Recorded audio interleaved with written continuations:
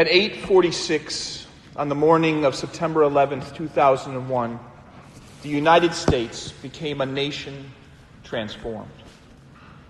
Those are the opening words of the 9/11 Commission's report. We remember the 20th anniversary of that event this weekend. It was a day that anyone who can remember does remember. I was in England at the time, and we had one child, Claire, and she was 2. She said her first sentence on that trip. And I remember thinking that night about how different life would be for her after those events. I didn't know how, of course, but it just seemed that something big had changed for all of us.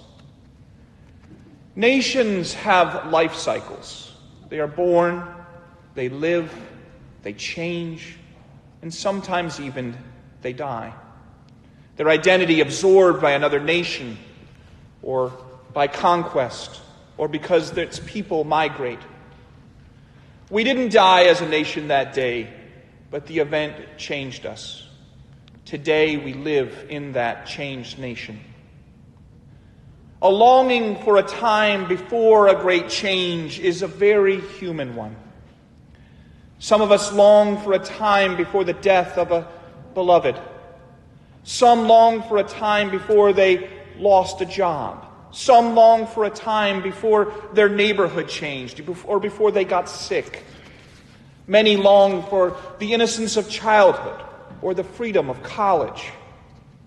As a nation, we often long for a time when life seems simpler or purer. Remember what it was like before COVID, we might say.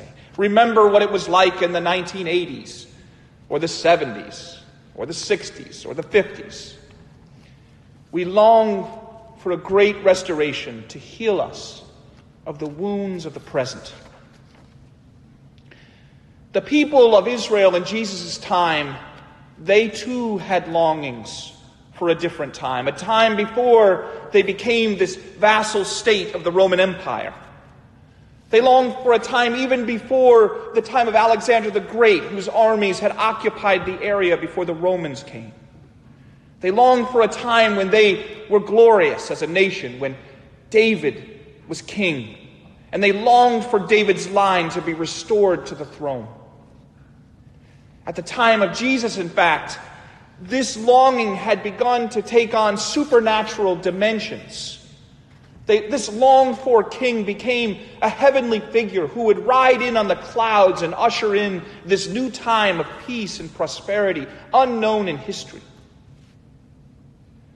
But in our gospel today, this expectation is turned on its head. I want to take you back there with Jesus and the disciples to try to hear again this new messiahship that Jesus is talking about. So Jesus and his disciples are traveling in the region around the city of Caesarea Philippi. It's in the north, near the Syrian border, in what's now the Golan Heights. Caesarea Philippi was also known as Caesarea Panaia, because its springs and its grottos were dedicated to the Greek god Pan. Caesarea Philippi was for a time also called Neronia, after the Emperor Nero, who was worshipped in a local temple. And it was situated at the foot of Mount Hermon. Baal, some of you may remember from the Old Testament, was the Canaanite god. And sometimes Baal was identified with Pan and sometimes with Zeus, and had a sacred site on Mount Hermon. Mount Hermon is where Jesus will be transfigured in the very next part of Mark. And my favorite thing about this area, it's also the home of the woman who was cured of the hemorrhage, Saint Veronica.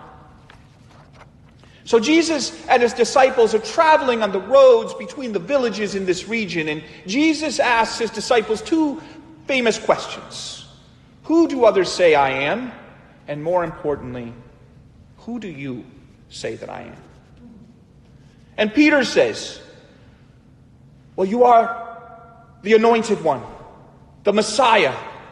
You're not just a prophet, who announces the coming of the Messiah. You are it. The King sent to restore Israel to all its glory, to bring us back to a happier time. And it's at this point in Mark's gospel that all of us should gasp. Because remember, Jesus' identity has been kept secret. Remember, none of the demons can announce him. And finally, the disciples recognizes who he is. Or do they? Because Jesus says something next that probably blew their minds. He says, I'm destined to suffer and to die at the hands of the authorities, and I will rise again in 3 days. And Peter hears this and says, no, Lord, it cannot be. Because he's still blind to something. Remember, the Christians were not the only messianic movements, we call them, at the time. There were other messiahs, many others, in fact. And some of those other messiahs, they too suffered and they too died. But here's the difference. When they suffered and died, their movements died along with them. So here we are at this turning point in Mark's gospel, at least for the disciples. And Jesus will deliver his most difficult teaching. And it's dramatic. Anyone who wishes to be my disciple must deny themselves. Anyone who wishes to follow me must lose their life for my sake. Anyone who wishes to follow me must take up their cross. And it's probably true that some of the first hearers of Mark's gospel would have literally had to take up the crossbar of their own executionary instrument. But even we who come after them must know that these words are meant for us too. For to follow this Messiah is to have a change of values. We no longer value glory. We understand that we will suffer. We no longer value riches. We share with one another. We understand that God's presence is with the poor. We no longer value a long life even, for we must give up our lives for the sake of others. We no longer value ease and comfort. We are compassionate to the suffering and suffer with them if we have to.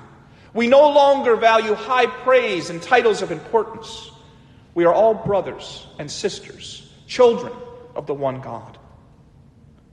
This is the way to restoration, Jesus teaches. It's not through the might of the sword.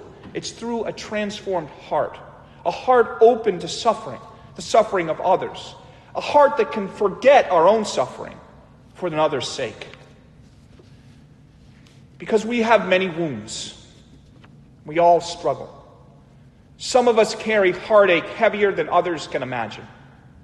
We all would like a world in which suffering was banished, where the poorest among us have what they needed, where the sick would be restored to health, where the depressed and the lonely, where the anxious and afraid could find peace and serenity, where those who grieve could be comforted. We long for this messianic time.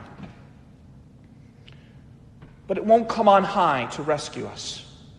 This is not a mighty king riding in on his steed that will ride to battle for us. The white horse of the Son of Man carries a suffering lamb, whose sword is his teachings of compassion and love. So it's been 20 years since the events of September 11th. We could not have imagined at the time the nation we now live in. We're scattered like fragments. If we gather in our own tents and look suspiciously at one another. We have a hard time figuring out how to be with each other after more than a year of fear and isolation. But Jesus' teaching is one of courage in the face of fear. If you deny yourself, if you lose your life for Jesus' sake and the teachings of the gospel, you actually save it. And to believe that takes a lot of courage, and it takes practice.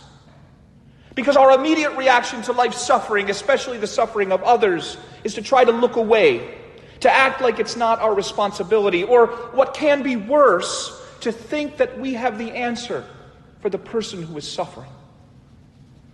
In the face of suffering, we are not gods, but limited beings doing our best. And we must not turn away from suffering and injustice and isolation.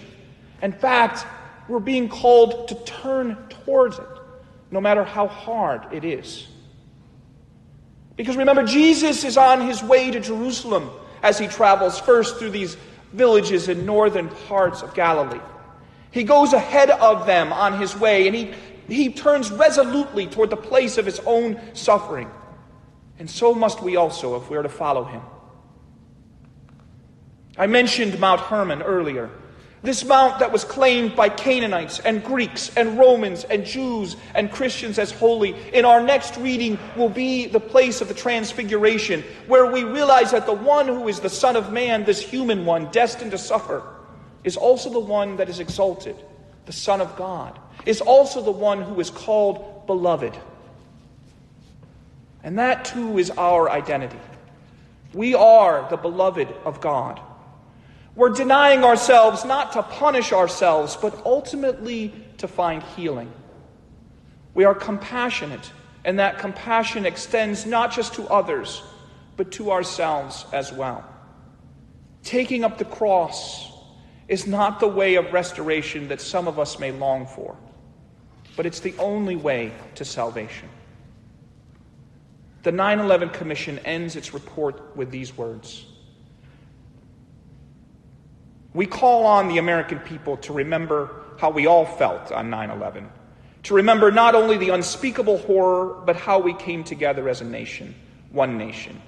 Unity of purpose and unity of effort are the way we will defeat this enemy and make America safer for our children and grandchildren.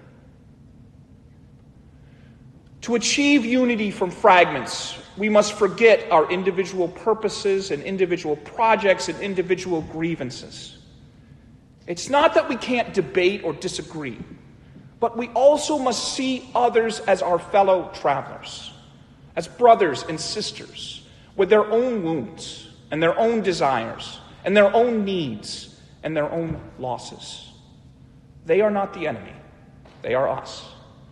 And we will only defeat our enemies, Jesus teaches us, not by hating them, but by building a community, a neighborhood, a city, a nation, a people of love.